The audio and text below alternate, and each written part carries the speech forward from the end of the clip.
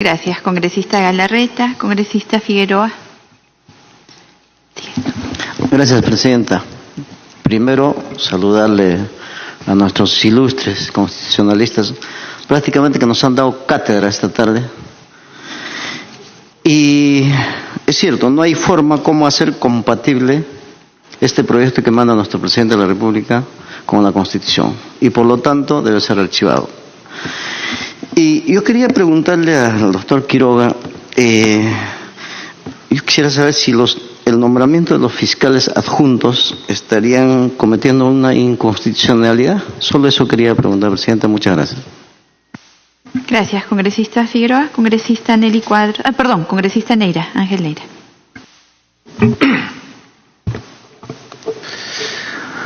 Muchas gracias, señora presidenta. Por su intermedio quiero saludar a sus honorables invitados constitucionalistas, que han sido muy claros, firmes en lo que es constitucional y lo que es inconstitucional.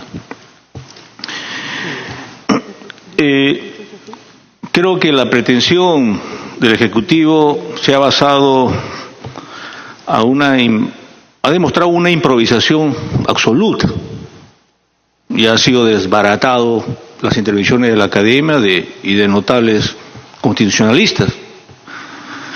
Y lamentablemente se pone al frente, al escenario legislativo, no solamente a la improvisación, sino también en la calidad de la redacción, a la presentación. Vemos que hay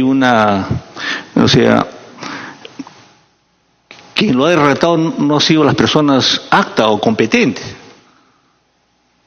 porque llegar a esta situación, esa pretensión que gracias al Congreso se puso firme, no se logró en la sesión anterior ningún objetivo que tenían con respecto a esta intromisión. Acá yo quisiera hacer por su intermedio, señora presidenta, si esta injerencia, esta intromisión, esta pretensión del Ejecutivo con este proyecto de ley estaban realmente rompiendo el orden constitucional. Era una intención, todas estas acciones de romper el orden constitucional, con lo que he escuchado de que no se podía, que sí, que cómo es posible, de todo lo como decía el doctor Enrique Gessi. ¿En realidad era esa pretensión o su accionar estaba orientado a romper el orden constitucional? O lo que pasa acá en el mismo Congreso, las acciones que no se respetan, el reglamento que tiene rango de ley, pasarse sobre el reglamento, la Constitución, ¿no es acaso una forma de romper el orden constitucional? Quisiera los especialistas que me digan si va en esa línea o en esa idea. Gracias, señor presidente. Gracias, congresista Neira. Congresista Cuadros. Muchas gracias, presidenta. Saludar y reiterar el honor de poder compartir esta tarde importantes planteamientos de los constitucionalistas que con mucha justicia y con mucha trayectoria académica nos han venido a compartir. Quiero recoger, presidenta, y a través suyo trasladar a nuestros invitados tres cosas fundamentales. El doctor Enrique Gessi ha manifestado que este proyecto de ley tiene tres defectos fundamentales: mala técnica legislativa, es una norma con nombre propio, está construido en base a hipótesis y rompe con la presunción de inocencia.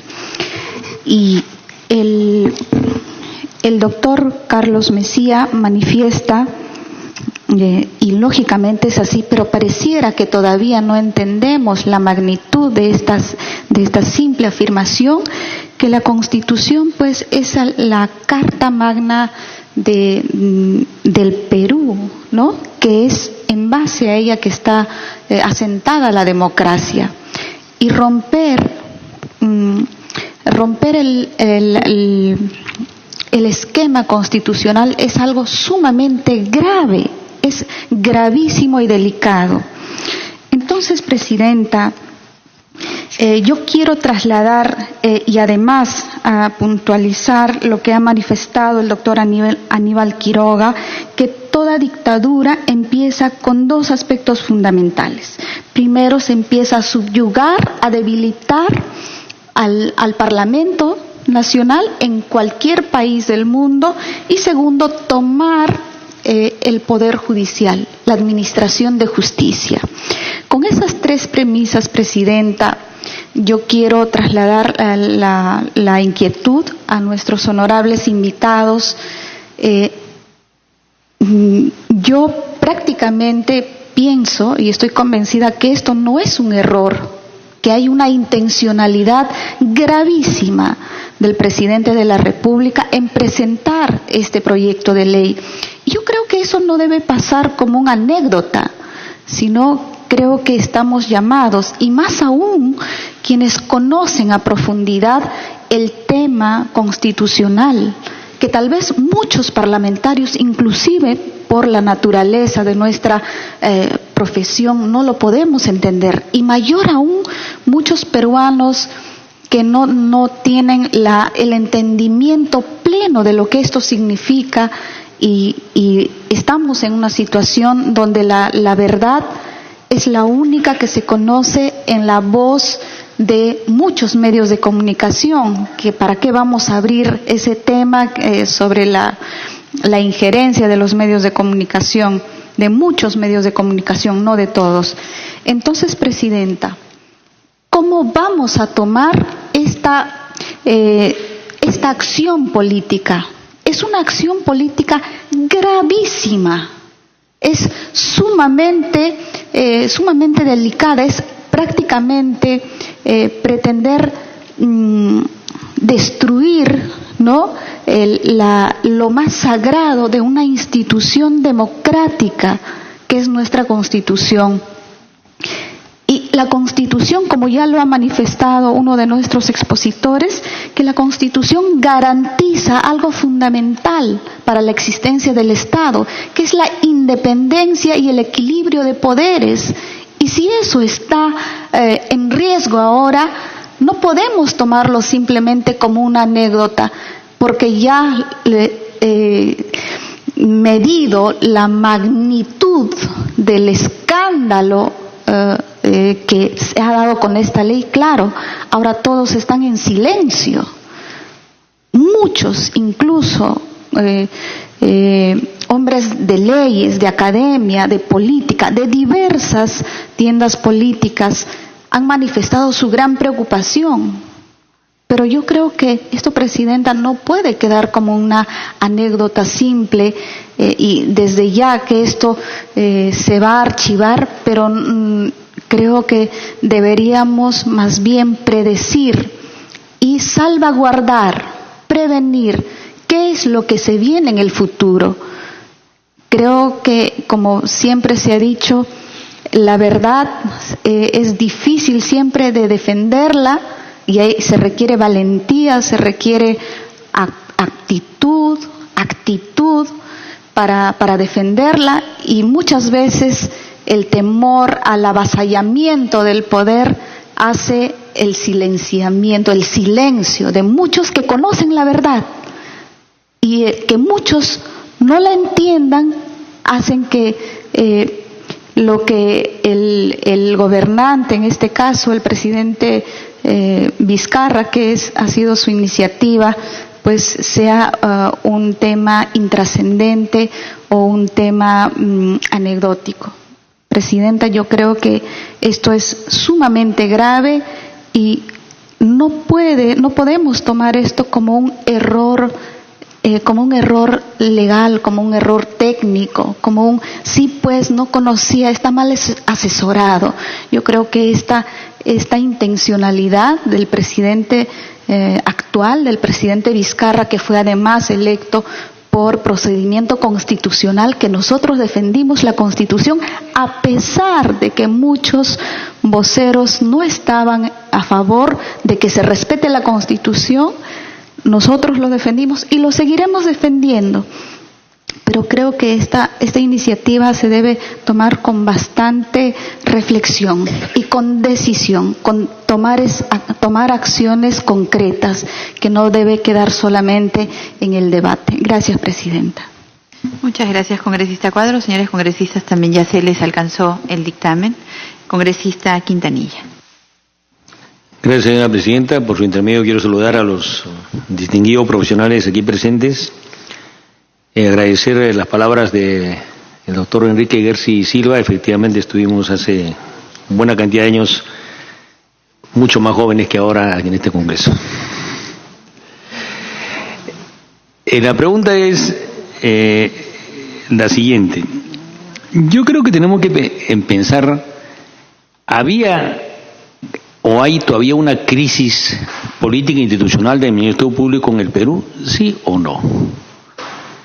Porque el problema no se origina con este proyecto de ley que tiene, en mi opinión, y también comparto, vicios de inconstitucionalidad. Había crisis. Y esa crisis se reflejaba, por ejemplo, entre otras cosas, uno, porque había un Ministerio Público, como han dicho el Ministerio, el fiscal es una de las autoridades más importantes porque detenta el monopolio de la acción penal. Pero esta acción penal por el Ministerio Público había sido utilizada en forma distorsionada, ¿no? Entonces el organismo que controlaría al Ministerio Público, al fiscal de la Nación, era el Consejo Nacional de la Magistratura, hoy el todavía no instalado la Junta Nacional de Justicia. El otro organismo que debía controlar hoy era el Congreso. Pero el Congreso, a través de la Comisión de Acusaciones Constitucionales, ignorando la realidad y la urgencia política de la crisis, había decidido que debía esperar la prelación del ingreso y había 194 acusaciones constitucionales que debían ser tramitadas en orden de llegada. Entonces, los dos organismos que debían ejercer un nivel de control, uno porque no está instalado y el otro porque se negaba a hacerlo, y ciertamente había, en mi opinión, una crisis. Y esta crisis también nos lleva a otra pregunta. Si había crisis, ¿había otra salida para resolver este problema? Había un proyecto de ley que se podía implementar sin transgredir la Constitución y permitiera que no prosiguiera algunas acciones que nosotros consideramos parte de la crisis, ¿no? O sea, el fiscal de la Nación, desde mi punto de vista, había invadido la independencia jurisdiccional, la autonomía jurisdiccional de los fiscales. Además había violado otro principio, que era la garantía de que los procesos se lleven con cierta reserva, cuando había anunciado de que iban a ser divulgados los términos del preacuerdo. En mi opinión también se había invadido el principio del fiscal natural, si es que existe este principio como símil de juez natural, que se había abocado ya a una causa y debía terminarla salvo que haya razones justificadas. Entonces, en nuestra opinión, digamos, esto lleva a la pregunta, ¿había otra salida que no sea inconstitucional? Y la tercera, que también es un ejercicio ya académico, ¿la sustracción de la materia se da porque ha renunciado el fiscal de la Nación? ¿O la sustracción de la materia es por la declaratoria que ha hecho la actual fiscal de la Nación interina declarando emergencia en el Ministerio Público? Han dicho algunos de ustedes de que no se refiere a la institución, sino se refiere, digamos, a manejo presupuestal, que sería de otra naturaleza. Y finalmente un comentario. Yo recordaba que he sido diputado, y sí es cierto, en el momento del 5 de abril de 1992 yo era diputado por segunda vez. y era parte de la secretaría, de la segunda secretaría de la mesa directiva del Congreso, y vi cómo se dio un autogolpe, se disolvió el Congreso, se disolvió otros organismos constitucionales y otros poderes, y en nuestra opinión en ese entonces, y después se ha hecho varios debates, ninguno de los argumentos que se esgrimieron en ese entonces eran ciertos. Que el Congreso obstaculizaba las sesiones del gobierno no es cierto, se le dio todas las solicitudes de delegación de facultades que había solicitado, y se objetaron mucho menos decretos que los que se han objetado en este Congreso con la delegación de facultades a este gobierno, que es constitucional. Entonces yo creo que ahí hay que tener buena memoria.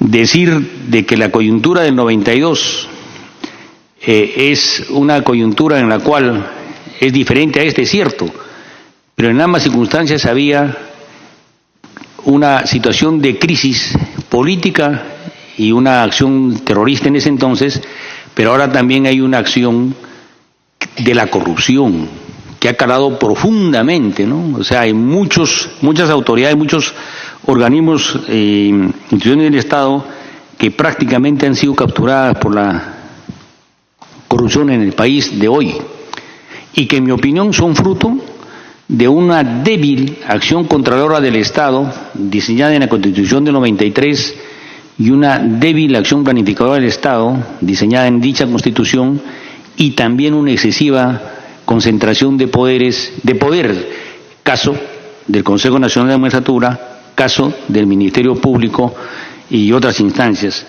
Creo, no voy a entrar a las discrepancias que tenemos nosotros ya de otro orden en el manejo de la cuestión económica, pero ciertamente el diseño político de la Constitución del 93 es parte de esta crisis, y eso tenemos que profundizar. Bueno, he hecho 3 preguntas. ¿Había crisis o no?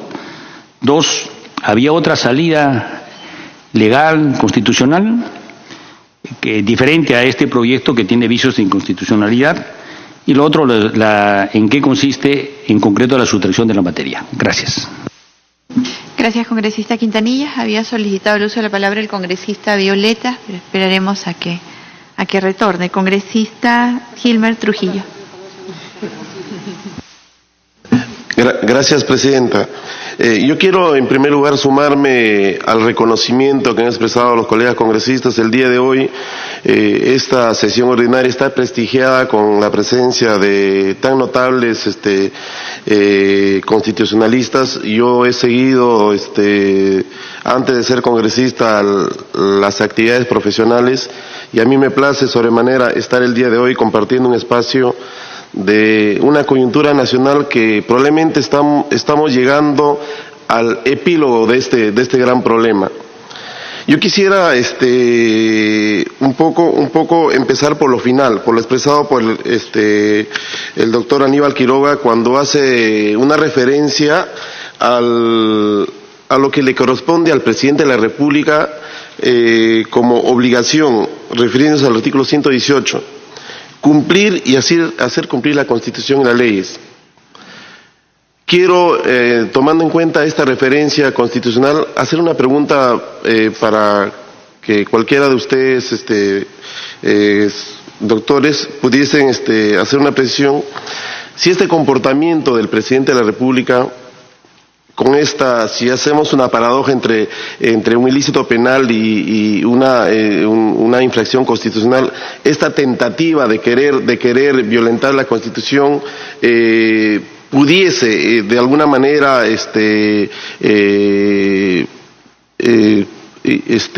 procesarse, porque nuestra democracia en los últimos tiempos, y creo de notoriedad pública, constantemente viene siendo debilitada.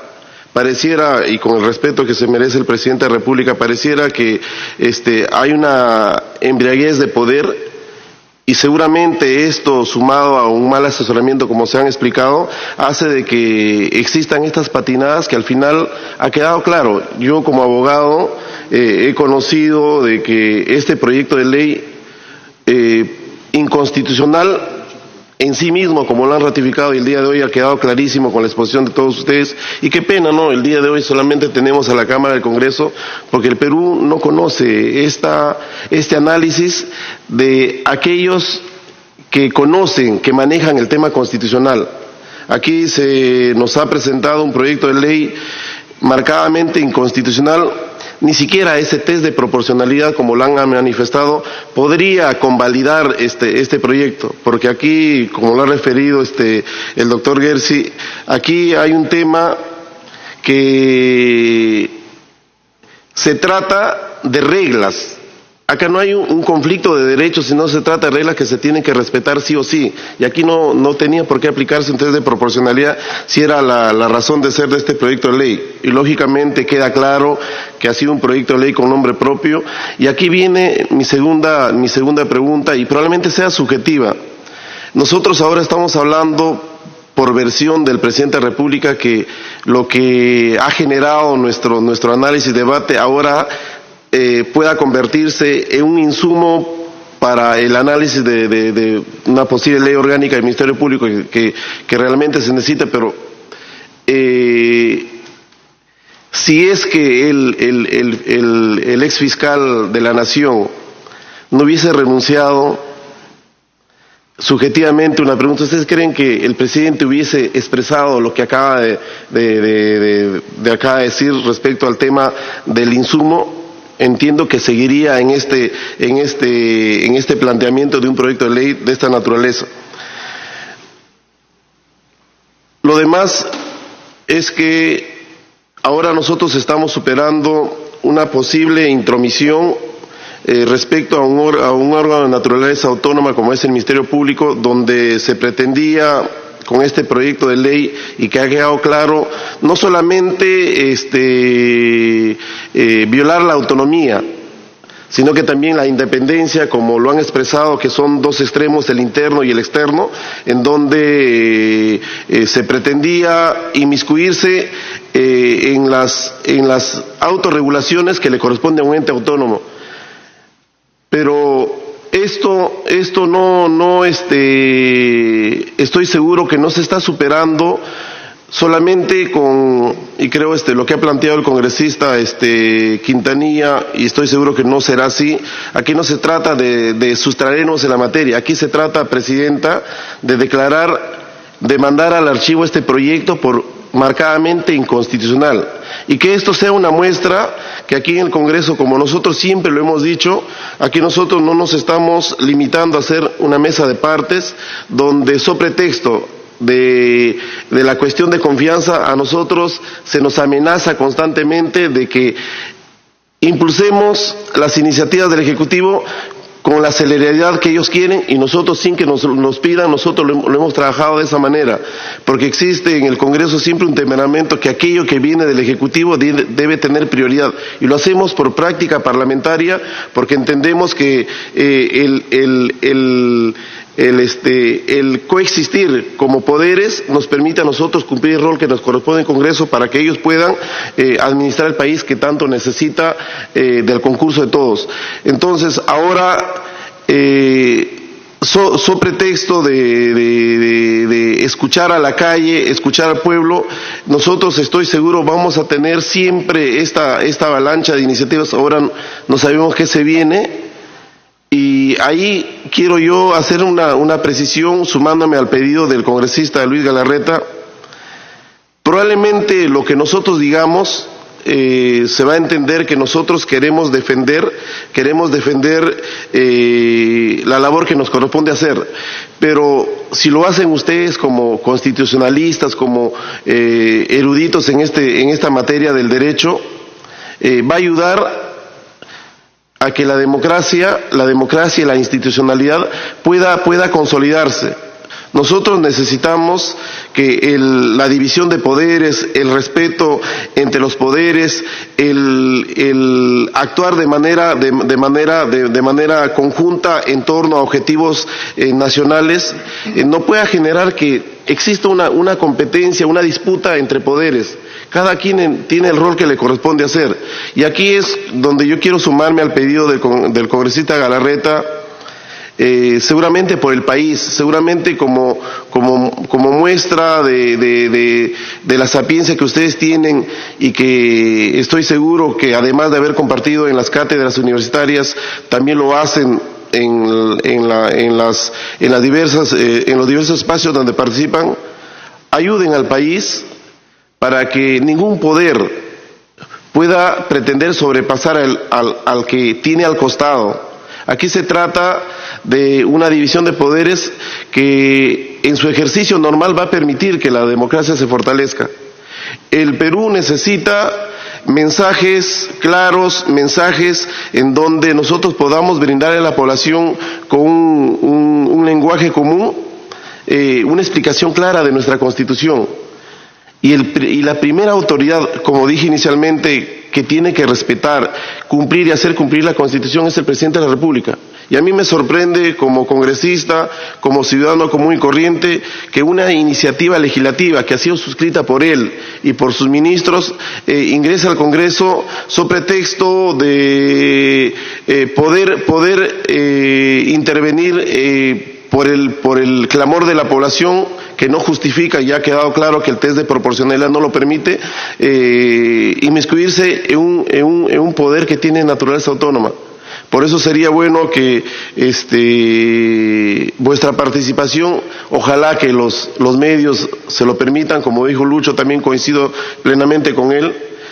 Aquel que discrepa o tiene una opinión discordante con la línea que ellos impulsan, simplemente no tiene la tribuna que se merezca. Pero estoy seguro que en cualquier espacio, en esos nuevos profesionales que están formando en las universidades, tengan la posibilidad de generar esta corriente. La Constitución, nuestra Carta, nuestra ley de leyes, debe ser respetada por todos, por un ciudadano de Tumbes, de Madre de Dios, de mi región San Martín, y principalmente por el presidente de la República. Yo quisiera, presidente, agradecer la oportunidad que nos brinda a nosotros como congresistas de tener a este selecto grupo de profesionales que el día de hoy prácticamente lo que han hecho es corroborar que nosotros hemos pensado y hemos actuado de la misma manera respecto a este proyecto marcadamente inconstitucional. Gracias, presidente. Gracias, congresista Trujillo. Para cerrar el rol de oradores, la congresista María Melgarejo. Gracias, presidenta. Muy buenas noches. Por intermedio suyo, invitar a los grandes maestros constitucionalistas. Pero antes, presidenta, yo la felicito, porque está llevando esta comisión con mucha responsabilidad y sobre todo amparada con total objetividad y técnica desde la Academia Legal. Para mí es un honor haberlos escuchado a cada uno de ustedes. Me siento muy honrada de representar a mi país, siendo accesitaria de esta comisión. Me veo en la obligación de defender nuestra Constitución, nuestra Carta Magna, porque así voy a defender los derechos constitucionales de todo ciudadano. En un Estado de Derecho no se puede quebrantar y menos violentar nuestra Constitución. En esa línea de ideas quiero decirles que en los años 90 nuestro país atravesaba y estaba atrapada por el terrorismo. También había una hiperinflación. Hoy es diferente, es otra realidad. Lo que quieren, presuntamente, yo debo de presumir con esta ley que han presentado en nuestro Congreso, es para seguir saqueándole al país y dejar que esas empresas sigan llevándose el dinero con las adendas. Eso tiene que saber el pueblo. El pueblo tiene que entender a través de una comunicación e información clara, y como ellos están respaldando lo que en su momento responsablemente la gran mayoría de los congresistas hemos dicho y hemos manifestado con nuestro voto también que no vamos a avalar que se violente y se pueda quebrantar nuestra Constitución. Jamás lo vamos a hacer, y desde el escaño que me corresponde, si tengo que ser yo sola, lo vamos a defender. Lo que yo quería decirles, que también quiero hacer notar a ustedes, señores constitucionalistas, es que nosotros estamos pasando en una desventaja de poderes. Ellos tienen todo el aparato, tanto económico y logístico, porque ahí está el poder laboral, y nosotros solo legislamos. Y al haber esta desventaja, debilita a uno de los poderes, que es el Congreso, presionando y amenazando de manera grosera, como lo han mencionado, al presentar esa ley, y amenazando con el cierre del Congreso. Que muchos ya lo han manifestado y han dicho que no le tenemos miedo. Es cierto, no tenemos miedo que se cierre el Congreso, pero hoy la realidad de nuestro país es otra, y entonces lo que se necesita es gobernar. Que sí hay una crisis, hay una tremenda crisis, pero es en el otro poder, es en el Poder Judicial, es en el otro, que es el Ministerio Público, a través de la ley orgánica, que son autónomos y que nosotros no podemos tener injerencia. Que sí compartimos la necesidad de todos los peruanos, la necesidad urgente, y hay una sed urgente de justicia. Y para eso se está haciendo también la ley, la reorganización, que vamos a tener planteamientos claros a través de los dictámenes para la Junta Nacional de Justicia.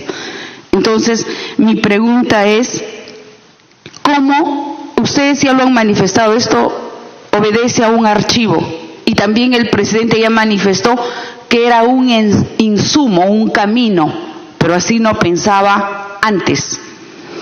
Entonces, la justicia no es venganza, es cierto, y en esa línea quiero preguntar, ¿cómo hacer para que la acción penal no se convierta en venganza y en persecución de los políticos, que hoy se ve con ejemplos claros? Y no solo de los políticos, también de un ciudadano a pie. Para eso estamos aquí en este Congreso, cómo defenderla y cómo hacer que esto se convierta en ley desde un aporte técnico legal de la academia, como son ustedes. Gracias, presidenta. Gracias, congresista Melgarejo. Entonces, para